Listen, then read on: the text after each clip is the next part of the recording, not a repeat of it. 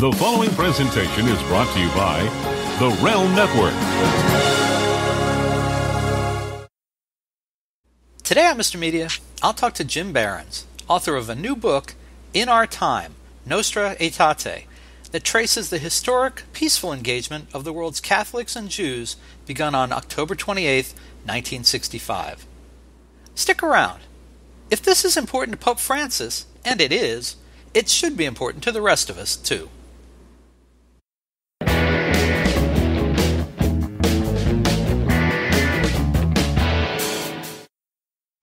So much media, so little time. Who keeps track of it all? That would be me. This is Bob Andelman, and this is the Mr. Media Interview, brought to you today by Amazon.com. When you visit MrMedia.com and click on any of the links to purchase books, music, movies, gift certificates, or anything else through our Amazon link, you support this free video podcast. Whenever you need something else from Amazon, please consider returning to MrMedia.com to order it. It doesn't cost you any extra, and we sure appreciate the support. And don't forget, MrMedia.com has more than 1,200 celebrity audio and video interviews archived on the site. That's hundreds upon hundreds of hours free entertainment.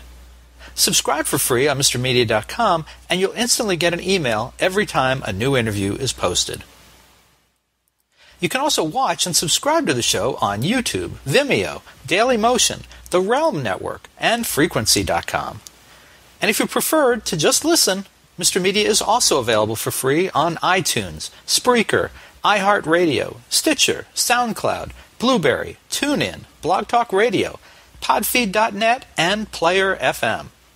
You can subscribe to any of those services and never miss another episode.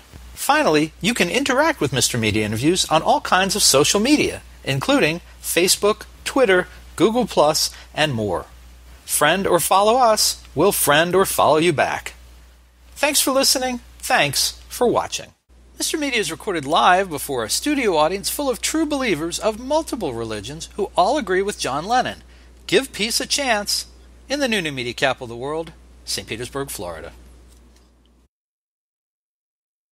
Like a smart lawyer, I rarely enter the professional arena without knowing everything I can about the subject at hand. Except today. I'm just being honest. When it comes to understanding the conciliar Declaration Nostra Aetate, translated from Latin, it means in our time, it's a little beyond me. Oh. I know that October 28, 2015 is the 50th anniversary of the official move to improve relations between Jewish and Catholic communities around the world. I know that its good intentions have largely succeeded. And I know that Pope Francis feels strongly about celebrating the importance of the Declaration Nostra Aetate. Now, to fill in the large gaps in my knowledge, I have called on my friend, Jim Barrens, to step up and explain it all. Barrens is the author of In Our Time, Nostra Aetate, which details the history and development of Declaration Nostra Aetate.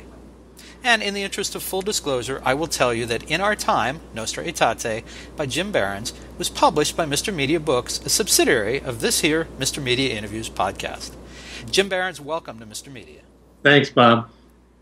Listen, I know that writing a book about Nostra Aetate has been a passion project of yours for a long time. Why do you care so much about it?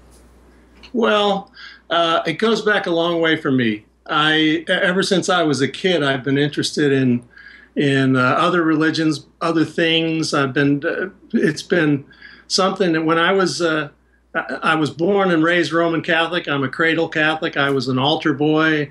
My parents were very devout, and I learned the Latin when we had to learn the Latin in order to say it. But I was forever interested, when I listened to the gospel stories, I was forever interested in historical aspects of what was going on, and I was very curious about that, which led me to have an interest in Judaism at a very early age. So I, in a very childish way, was always looking at where Judaism and Christianity met. I remember during the Easter season when we would read things like the Passion, or we would read the book of Isaiah, which talked about the coming of a Savior.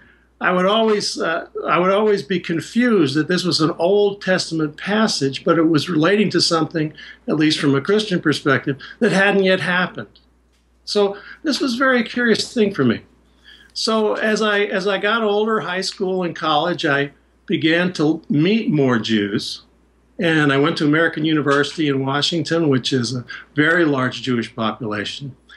And in 1977, I met my wife, Ruth, in Charlottesville, Virginia. And Ruth is Jewish. And we became married in 1984. Now, at the time, we were not real observant. Neither of us was. But we felt a strong attachment to our faiths. In 1988, Ruth became pregnant. And our son, Jacob Patrick, was about to be born. We had agreed that our children would be raised Jewish. Now, all of a sudden, I was in a position where I was a Roman Catholic man having to raise a Jewish child. And that threw me for a loop. I realized I didn't know how to do that. So what I found myself doing was getting deeper and deeper into Judaism so that I could understand it, so that I could teach it to my son.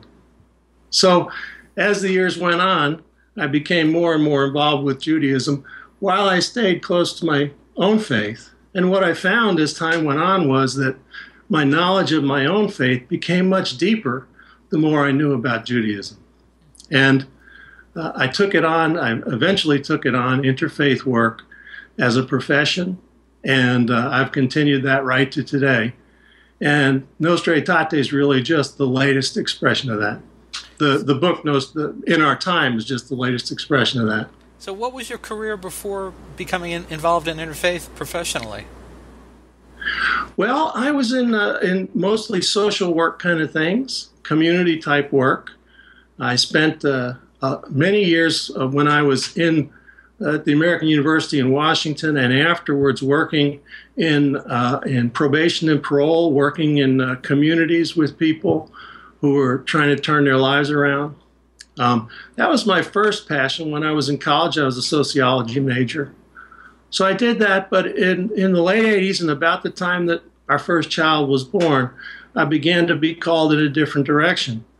And in 1989, after Jacob was just born, I found an organization in Reston, Virginia, outside of Washington, called Reston Interfaith. And I became involved working there, and that led to me working as the director of the food bank here in St. Petersburg. And then I became a lead organizer, community organizer for a group called Congregations United for Community Action. And then I became the executive director of the Center for Catholic Jewish Studies at St. Leo University.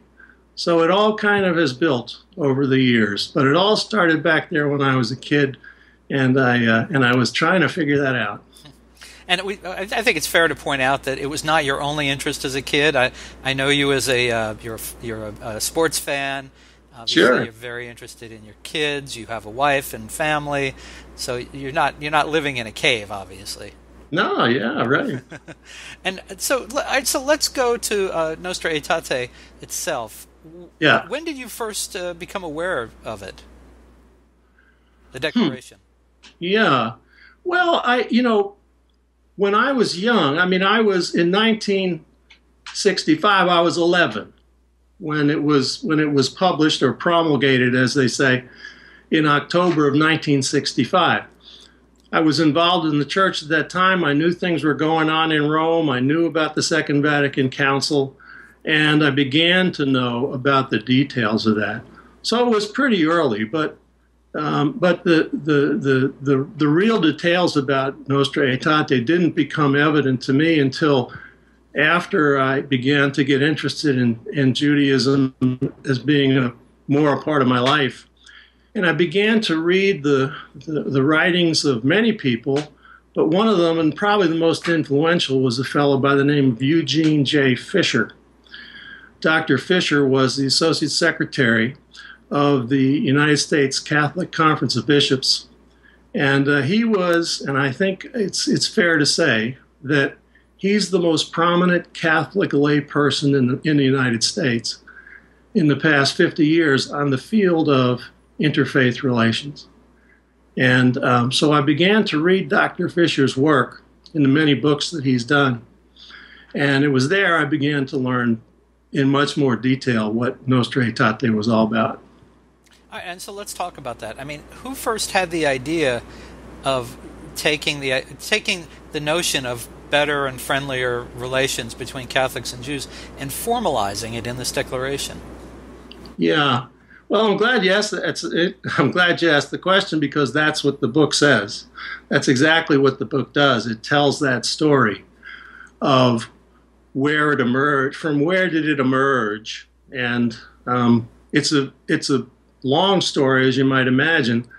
In the book, I condense it down to 122 pages, but it covers 2,000 years of history, and the short version of it is that the church was involved in almost 2,000 years of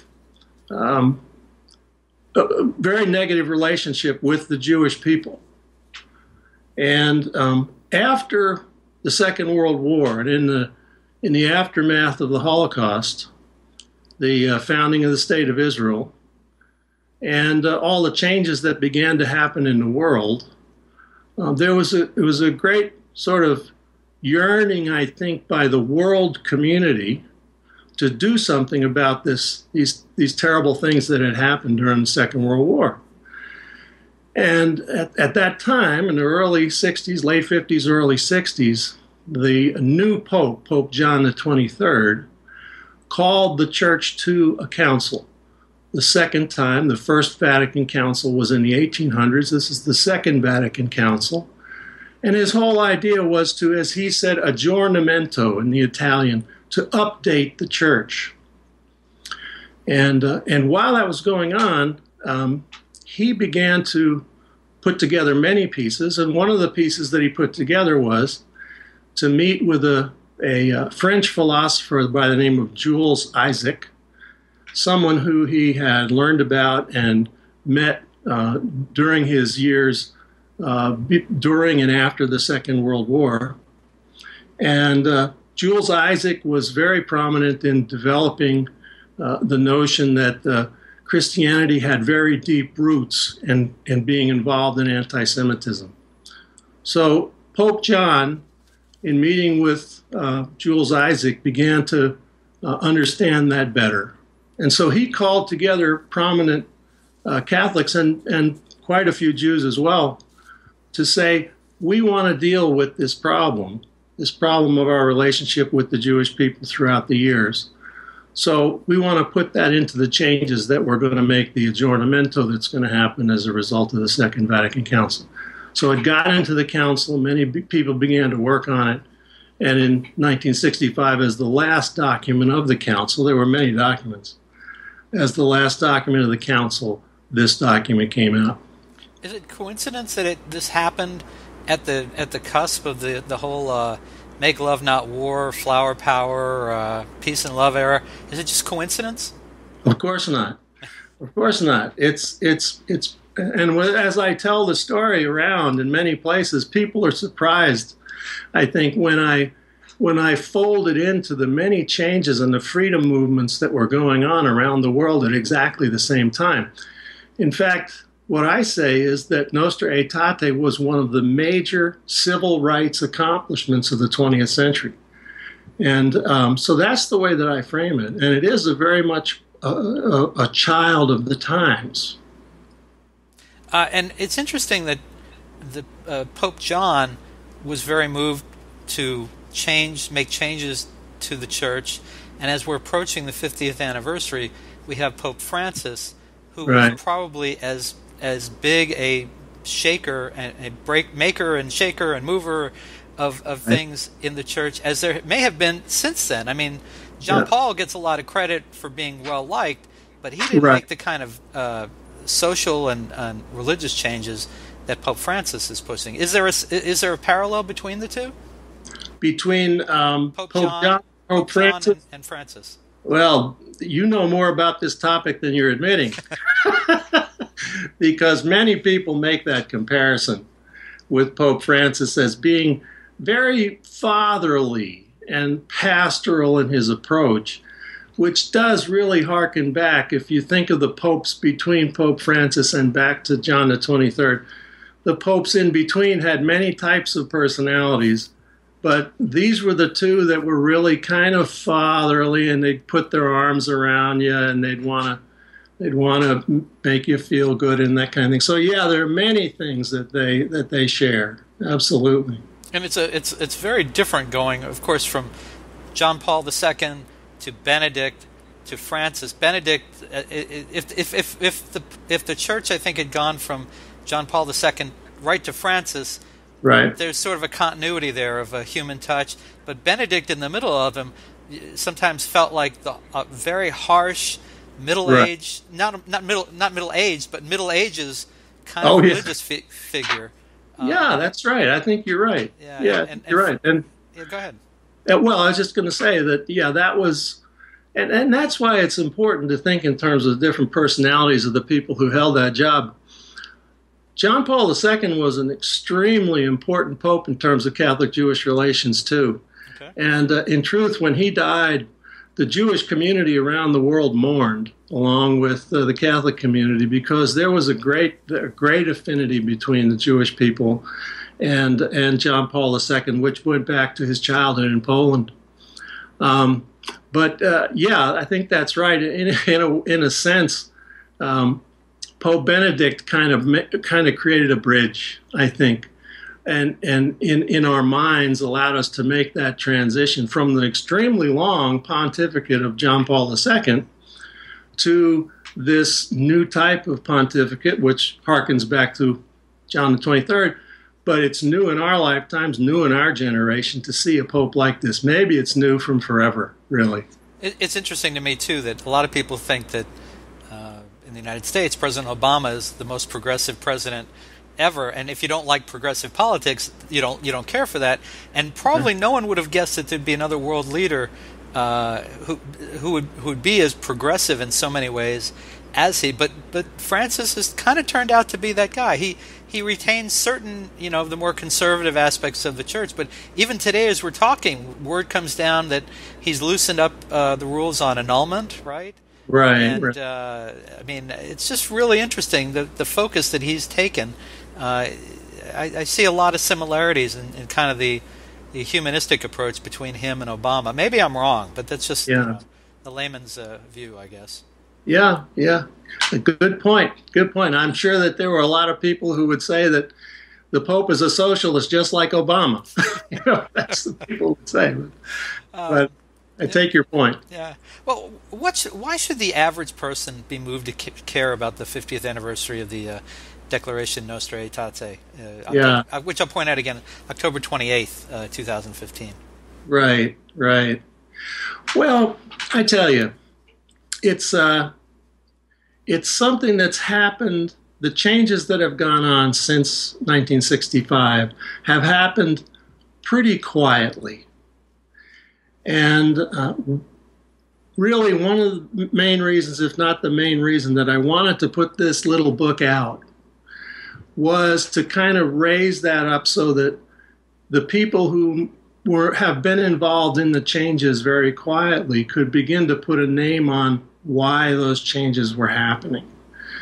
And so, for instance, all of the changes that have happened in terms of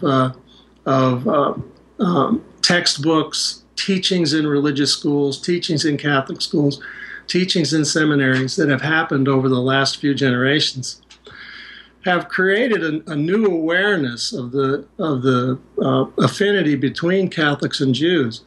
So by and large, Catholics in the world today, young Catholics in particular, aren't to tell this story about how Catholics used to not go into synagogue, be forbidden to go into synagogues, or there was this harsh treatment between Catholics and Catholics of Jews.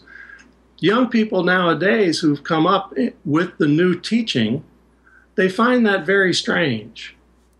and they don't relate to it. And that tells us how far the teaching has come, that it's not even in the wheelhouse of most people of a generation today, particularly in the Western world and certainly in the United States. But people don't really understand where it came from. They don't connect the dots. They don't understand that their feelings of openness, their sense of connection, their brotherly or sisterly connection between Catholics and Jews is a reason that happened.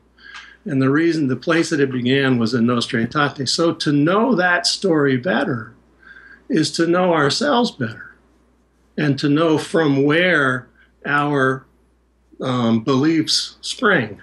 And so putting the historical connection on it, putting words to it, saying Nostra Aetate, saying the Declaration on the Church and non-Christian religions, saying these things so that people can understand it, forces us to go, aha, have an aha moment, and say, this is important, and this is where it came from. So, all right. So one more question for you. We're rapidly approaching the anniversary date. The Pope will be in the United States later this month, September 2015. right. How will the 50th anniversary be celebrated in this country and around the world? Well, there's no single particular event that'll be going on in terms of commemoration, but there have been many, hundreds, thousands of commemorations that really began within the past year around the world, and that are continuing now. In fact, if you just would Google Nostra Aetate commemorations, you would begin to get all the things that have been happening and will continue to happen around the world in advance of that. But I think that Pope Francis coming to America at this time in September, a month before the 50th anniversary, coming to speak to the United Nations while he's here, I think it'd probably be very appropriate, not at all surprising, if he were to mention Nostra Aetate in his address to the United Nations, particularly as the anniversary is getting ready to come up. And I think awareness will build. I'm sure awareness will build as he talks about it, deals with it, and we get closer to the anniversary. So, all right. Well, folks, listen, you can find Jim Barrens' new book, In Our Time, Nostra Aetate, in great stores everywhere.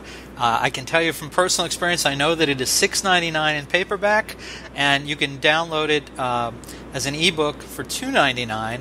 Get it instantly that way. It's available on all the ebook platforms. You can get it for the iBook. You can get it for Amazon Kindle, for the Nook. I'm probably forgetting some, Kobo. It's pretty much available anywhere you get your ebooks from. And you can order it right now at a great price at MrMedia.com. If you're watching this show on MrMedia.com, you probably know already that below the video, to the left or the right, you'll see a copy of the book. You can click on it right now. It'll take you to Amazon. You can order the book in any format that you want, paperback or ebook, and get it there. Jim, do you have a website or somewhere people can come to learn more about the book? Yeah, well, several. My main website, which I've run for many years, is called thejusticefactory.org. One word, thejusticefactory.org. It's concentrated on community organizing. I also have a Facebook page dedicated to the book.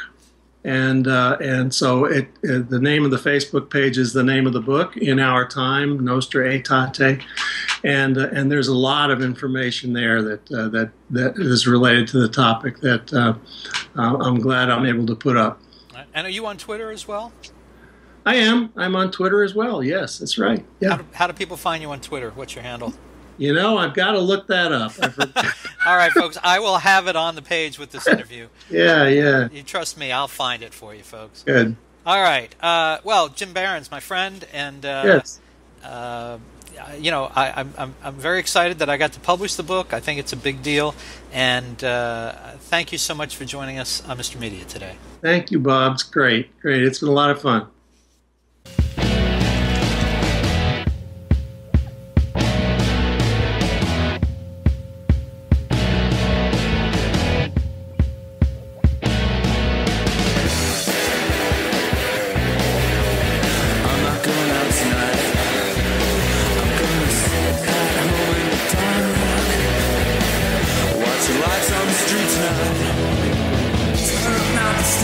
receiver.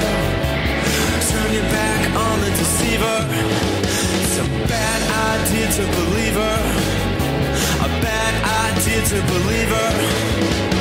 Turn up the stereo receiver. Turn up the stereo receiver.